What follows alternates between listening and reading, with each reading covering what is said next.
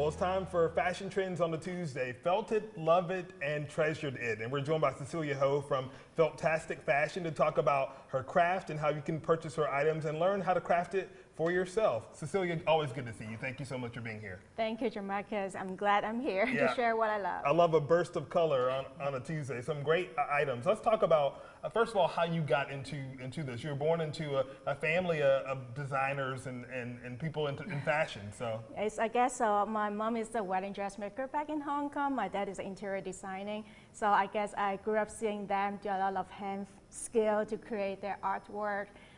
Put it on their client, put it on the ladies' pretty gowns. Like, I just always love it, and so I have a passion to keep making things for people and creating new things. So you perhaps had the fashion gene. What point did you say felt was the thing that I wanted to work with in fiber? I have not come across felt until when I get older. Really, I see people starting to sell a few decoration in the store, but I moved to Nova Scotia from Toronto, and then from Nova Scotia, I actually live by all the sheep farm. Everybody actually has their own sheep. They shear and then get their yarn, and then they create their own wool with wool. So that's how I pick up. And especially when my daughter was born, I want to make something all natural. So I start making things, making ornaments, making different decoration and toy for my daughter. So that's how I start. So it's both the inspiration from the sheep, just having that, and also your daughter. You're like, I want to make something that's natural and a bit healthier for her, which is exciting. Let's go around and talk about some of the items that you do make, and we're going to get into how the process works in a bit. But yeah, talk about some of the things you make. I mean, you have a little bit of everything. Yes. So felting, a lot of people are familiar with needle felting, with adding design and create a little three-dimensional ornament. But actually, the original felting is actually making the fabric by itself, just wool, by adding some water and soap by hand to kind of mix it all together to create the fabric. It has been an ancient before Christ time. That's how people start making fabric with this technique. So that is wet felting. Wow. And Nuno felting in the front, that is my koi fish, and or my my little lampshade. These are by Nuno felting, or some of my scarf on my other side. They are combining silk fabric. So I adding wool, merino wool, and silk, mulberry silk fiber.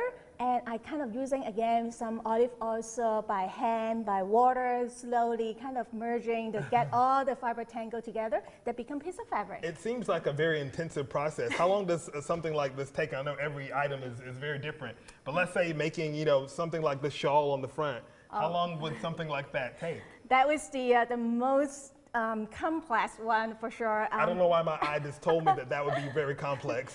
That one, it takes multiple layers of different colors and have to go in certain direction of the fiber to create the, you paint in a different angle of the brushstroke. So I have to lay out the fiber in different angle. That one possibly take me about 5 to 6 hours, maybe a little bit more, because it's multiple steps. I cannot do all at one time. Yeah. I have to go it multiple times. Sometimes I have to wait for it dry a little bit and then go back and repeat back and forth. It's beautiful. Thank you. Obviously with the fashion, people can buy these items as well. They can customize. They can tell me what color they like, mix and match. Yeah, I mean, I love this, like the globe there that has a light on it. Obviously, you can't really tell it with the lights on in here, but a really cool piece to be able to add to your home. Yes, it's a home decoration, night. And on top with felt painting, it adds like a felt panel for acoustic reason in the room.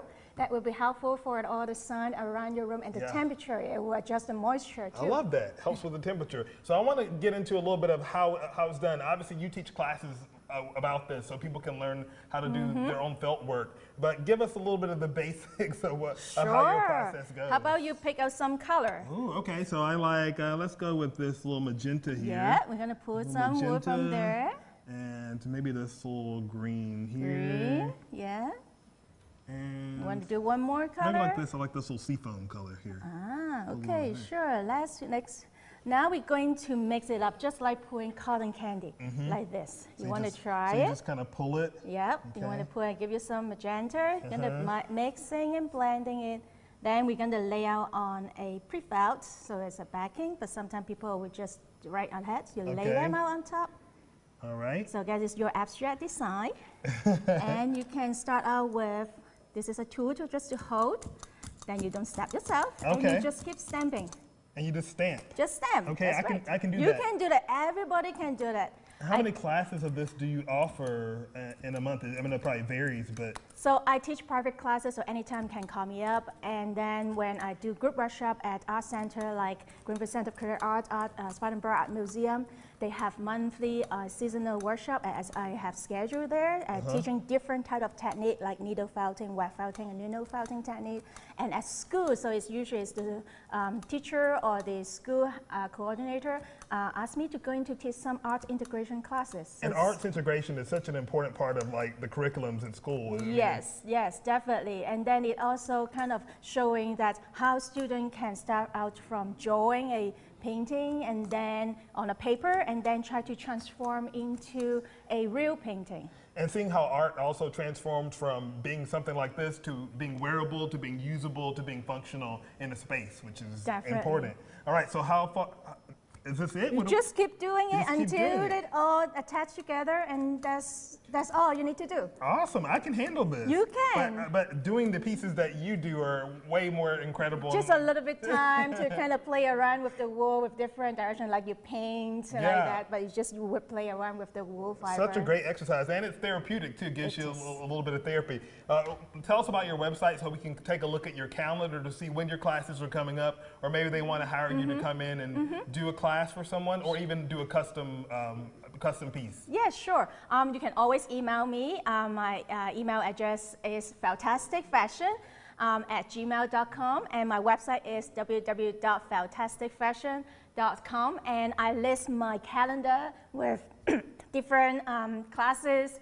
Or if you sometimes see, okay, there's a block, I have nothing, which means you can call me up or email me oh, can I reserve that day? Can I come in to learn in class? Usually it's about 3 hours. Okay. That's how you can create a simple project like what Jamarcus studied, but more details on it. I need some skill. I need to work on my skills, my felting skills. I'm going to be doing that in 2023. You can go to feltasticfashion.com for more information if you want to buy some of these pieces or sign up for one of Cecilia's classes. Cecilia, thank you so much, and Happy New Year to you. Thank you. Happy New Year. Thank you. Thanks.